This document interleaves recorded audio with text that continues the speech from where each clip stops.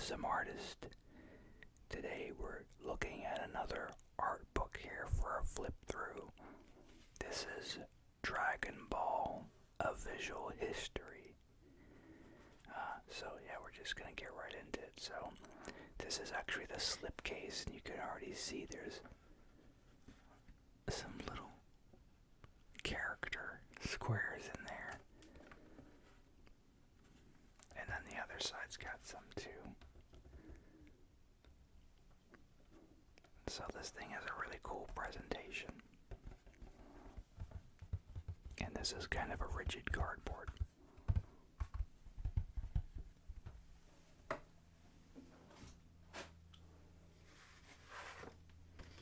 And then this is the dust jacket for the book. But I took it off so it wouldn't make some weird, unwanted sounds when I'm trying to flip through it here.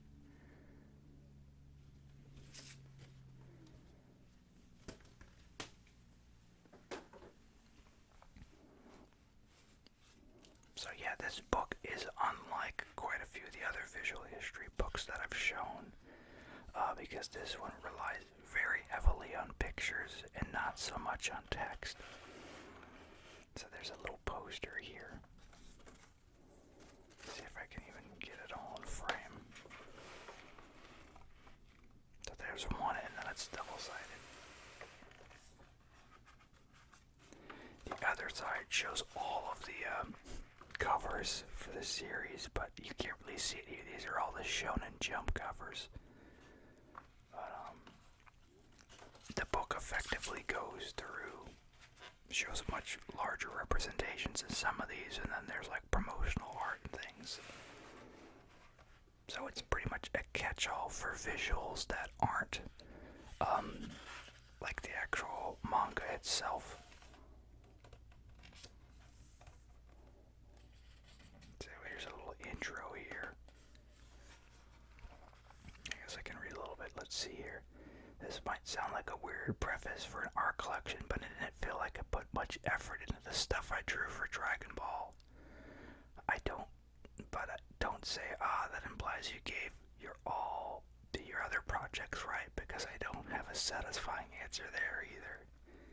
Anyway, Dragon Ball was a manga series with a lot of emphasis on movement and action. So I was never too particular about the individual drawings themselves. I think I was just trying to convey that feeling of raw speed.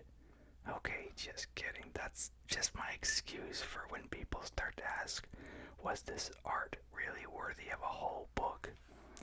I'm still learning and practicing to this day, so please forgive me. Thank you to everyone browsing through this book, especially those who actually spent money on it. Akira Toriyama.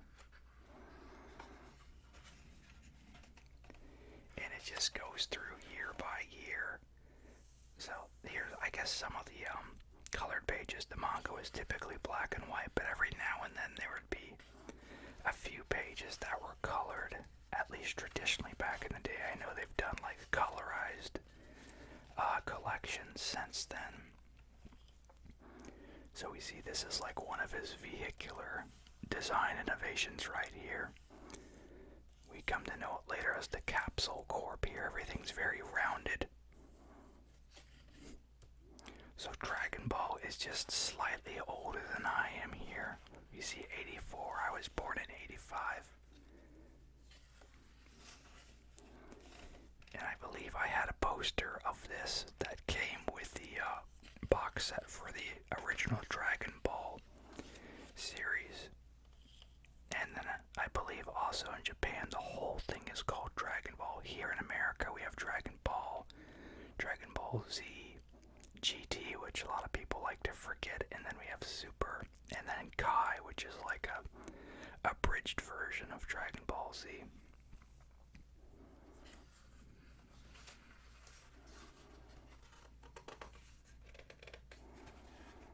Just trying to make sure I'm not missing any pages. There are a bit thicker in paper stock for these, and a bit shinier. That's why I've had to put the light down. But maybe we can give it one more here.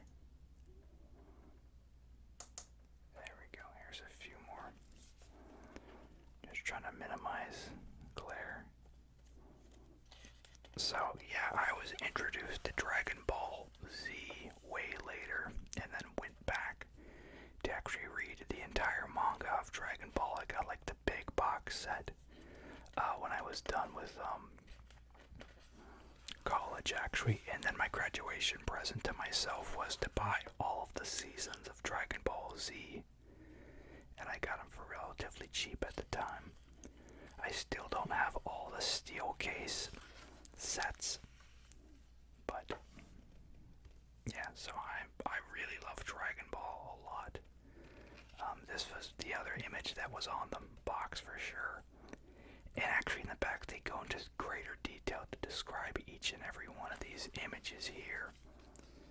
So, yeah, this isn't so much as the side of like the other like artist, or I'm trying to remember what they were called, like the Ninja Turtles video I did and stuff. I'm trying to remember the name of that brand. I'm blanking on it now, but yeah, this is just really pictures, and it just goes year by year.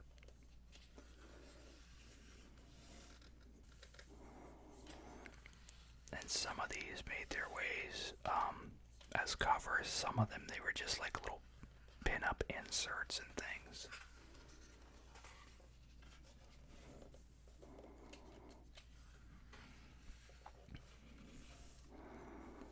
But yeah, it's weird to experience it from the middle, from Dragon Ball Z, and then you go back and you learn more about those characters, like the whole how Piccolo used to be fused with the guy over here. I think, right? Yeah, no, it's Kami, not Kai, my mistake. But yeah, they used to be fused together, and he was evil before. Like, they talk about Piccolo being a bad guy at the outset of Dragon Ball Z, but still it's weird to see, like, all the stuff that took place before. But that's what's great about this show, is you just kind of see character development. You get to see like Goku as a kid, and then he has kids, and then his kids have kids. It's really neat. This was one of those images too from the box set as well.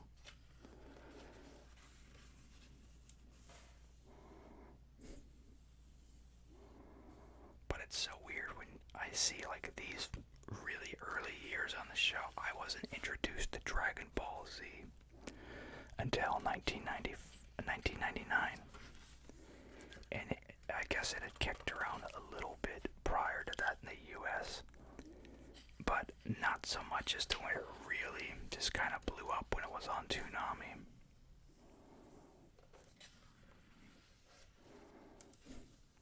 And then we see here, this is kind of like the royalty. I'm trying to remember if this is the image here that kind of references the whole Monkey King thing, which I didn't know about that when I watched the show either. There's like a folk tale basically, about a character called the Monkey King, and he has a lot of the attributes that Goku has. He has like the staff, and I think he rides on a cloud, and of course he has like the monkey tail and stuff. But at the time I didn't know that, so I thought this was just all from Akira's head. So it was interesting to learn, oh, it's kind of a riff off of, at least Goku is off of some folk tales.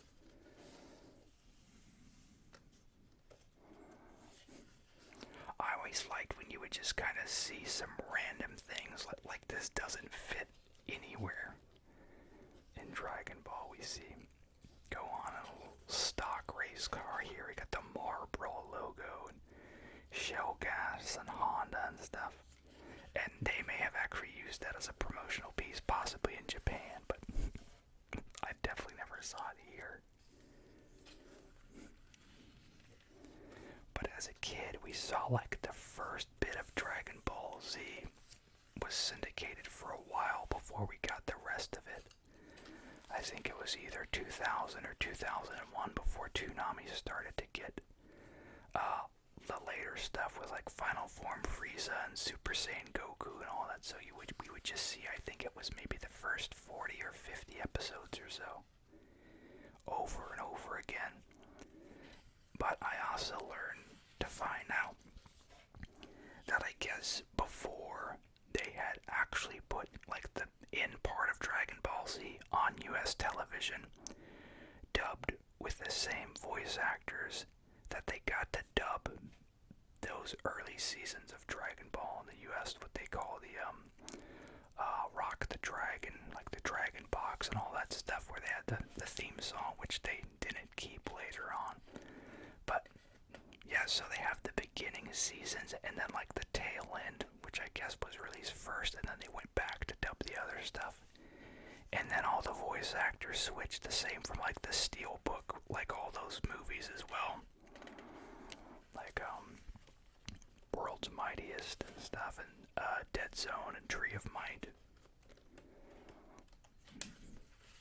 Which even now, like the Steelbook doesn't even have the same voice actor, because I remember the doctor on there had a really funny laugh. And it's not on that. Like, I distinctly remember it as a kid, and we would always make fun of it. But it's not on that version. So this image right here of Final Form Frieza with Goku, I actually had a friend in middle school. He gave me like a sticker, I guess, or a hologram. I don't really know what you'd call it. But it was I think it was a sticker pretty much, but it had like a holographic shine when you would move it or whatever. But I kept this image in my wallet for like years, as anticipation of waiting for Frieza to go in this form here, the final form like that. So it was a big deal when we finally got to see Goku go Super Saiyan and everything, because it had been, like I said, we watched the reruns of those early episodes for years. There's a very blatant reference to the H.R. Geiger aliens there. But yeah, I remember it was fun in school because it was definitely something that a lot of us talked about and were very excited about when it happened. And then the way it happened too, with Frieza like exploding Krillin and Goku like raging out on him, was a very cool moment. And then a lot of people who had they liked the visual look of Trunks, but then later when he visits Goku and all that, he visits Earth, and then he goes Super Saiyan and stuff, was just unforgettable, And then I really like the Cell Saga. I would say the Cell Saga is actually my favorite arc in Dragon Ball Z. Like with him, sucking everyone up and slowly gaining power when he absorbed the androids and stuff. And then I think I graduated high school right close to after the Cell Saga. So then I just kind of fell off the radar a bit for the Majin Buu stuff, and Deborah, I believe was that guy's name. I'm trying to remember. But like I said later, I did buy the whole thing on DVD as a graduation present from college, and I watched the rest of it. But yeah, and Piccolo was always my favorite. The first episode I ever watched of Dragon Ball Z, we were actually trying to get away from a hurricane at the time, so we were in a hotel, and at the time, my TV company at home, they didn't have the channel that had Dragon Ball on it. So when we were staying in a hotel, the first episode I ever saw was the episode where Piccolo sacrifices himself to save Gohan. And I just thought that was the coolest, most noble thing. And so I immediately took to that character, and he became my favorite. And then I was surprised to learn all the stuff with him being evil before and all that. So this is a cool shot here. This is the finishing blast for Cell.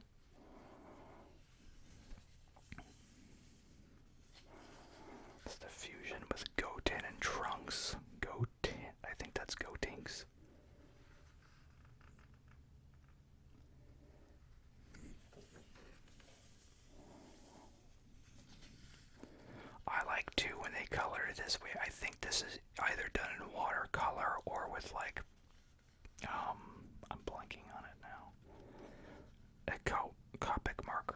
possibly, I'm not sure.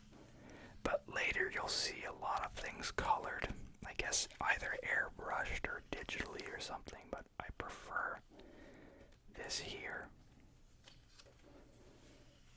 I've got a penchant for the handmade, although some really cool things can be done with computer for sure. But I just like, I don't know, I just feel like it's the right tone for it, you know? Just kind of like the color saturation and everything. The thing I loved with Dragon Ball 2 is, like, if you notice, the show gets, like, the art style does get like tighter and more aggressive as the show goes. Like, if you look at Goku from like season 1 and compare him to like here, you know, like he doesn't have, like, his eyes have narrowed here. He's got like the serious eyebrows, which he had before, but before his eyes were like rounded and soft, a lot like Krillin's almost, only colored in and stuff. And then his arms definitely didn't have like this definition or anything. So I'm not sure if that was 100% intentional, but it was just something kind of cool, like, to go back and see, especially if you'd finished the whole thing, and then you go to rewatch it again. You're just like, oh wow, I never noticed that, you know. And then this is the GT stuff here. GT, well, I guess they jumped back. GT was trying to go back to a lot of the comedic roots that were established with the original Dragon Ball. But I definitely prefer, and I think most people prefer, Dragon Ball Z over GT for sure. But yeah, I definitely felt like it was a nod to how it started, with a lot of like the kind of crass humor and stuff, and just kind of offbeat weirdness that was seen in Dragon Ball.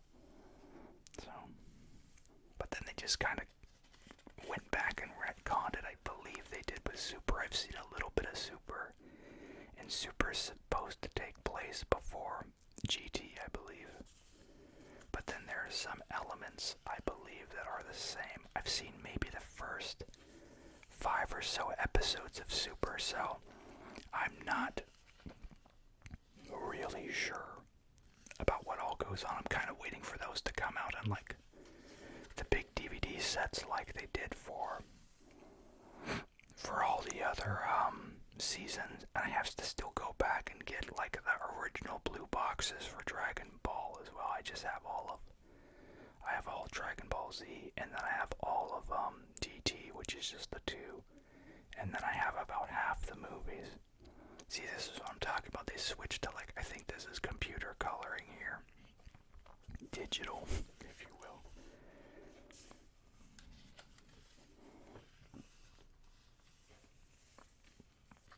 But even here too, I also like the thinner line weights here. You can see it's just kind of thinner, and some of the stuff like here, it's not that thick, but here it's like they almost use, like, I don't know, maybe, I don't know, just like a thicker tipped ink pen or something, I don't know, but I care for the more fine line stylization of the characters for sure. But that's the thing, Dragon Ball was one of those shows that it just had so many different things going on that just made it interesting. It's like if you didn't latch onto the humor, you would latch on to the action, or, you know, you'd latch onto the characters or the story or something. Like, there was something for everyone, even if there were elements of it that you didn't quite care about. Sooner or later, if you sat around and watched the show, I'm sure you would find something you liked. But it's one of those things too, like, unfortunately, if you've just watched like a single episode and thought it wasn't for you, you might not draw those conclusions, you know, because there's quite a few, I guess you'd call them filler episodes, like when Goku would be like charging up his spirit bomb that he was gonna launch at Frieza that misses after like 5 or 10 episodes or whatever it was. So some episodes had stuff like that going, but there was enough good episodes that you just kind of gloss over those in your memory for a bit. But That's one of those things that was just kind of there to emphasize, first off, the amount of effort and power that it took Goku to gather that energy, as well as the sheer disappointment when the attack doesn't work in that later episode. So it's kind of genius in a way, the pacing. But then I know, like I said, with Kai, they just shortened it way down and just, gave you the meat. You didn't have those big long pauses like that.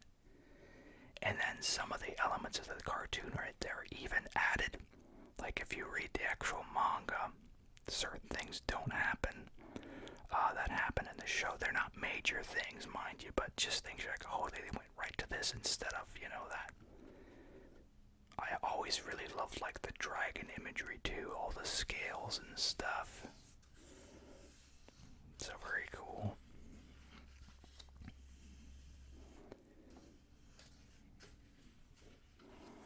So yeah, see, they've got the thicker lines as well as the digital coloring there, I think, or airbrush, I don't know.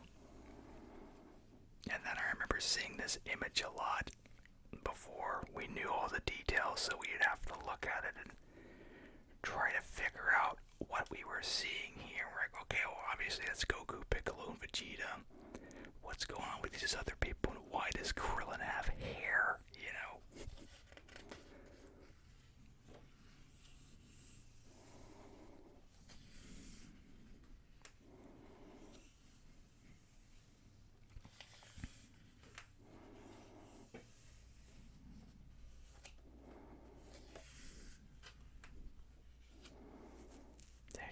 I guess they also called it the Ocean Dub, now that I'm thinking about it, the whole Rock the Dragon stuff. As at the end of the credits, they showed the waves and rocks crashing on the ocean. And I remember for sure they did that with the movies. But for sure, yeah, I definitely loved and enjoyed Dragon Ball. I haven't watched a lot of anime or read a lot of manga, but for sure I can say that Dragon Ball is one of those things that have certainly inspired me, and I've just really enjoyed, and I love showing it to my kids and stuff as well.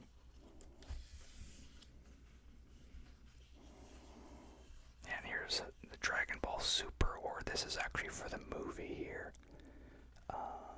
Battle of the Gods. So I haven't even seen this movie, but basically in the first bit of Dragon Ball Super, I think they've spread out the content from the movie, I believe. So I know Beerus and stuff, but beyond that I really don't know much.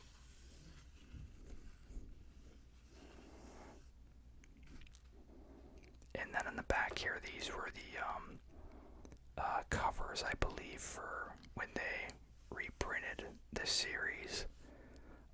Why do you even see this? Looks like it's in Japanese, but I remember some of these images when they printed the books in American. In English, rather.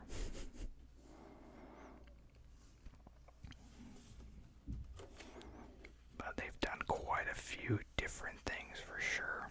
Repackaged the series quite a bit. And then here is the portrait collection here of Akira through the ages here, every volume. He has a different picture they use. And then these as well. This is the cover gallery here for when they collected them as graphic novels. And I really like these covers for sure. And then the spines made this image here.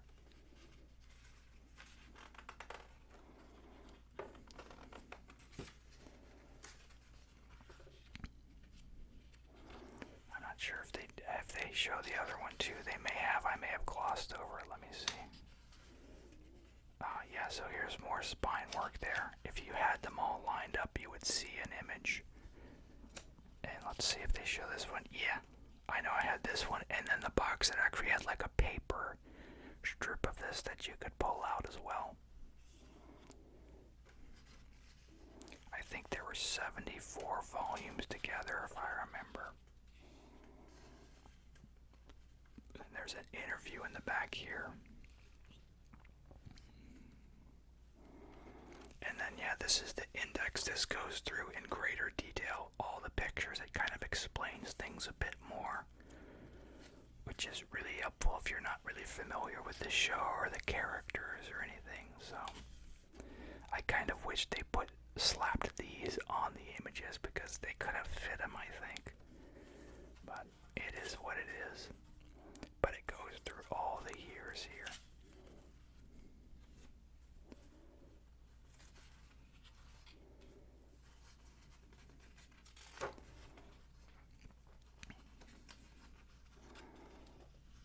Yeah. There's that, and there's that. Alright, well that's gonna do it for now. Hope you enjoyed it. Yeah, if you've never seen Dragon Ball, watched the show, or read the book, highly recommend it. Make sure to like, comment, subscribe, and as always, you all have a super slumber. Thanks.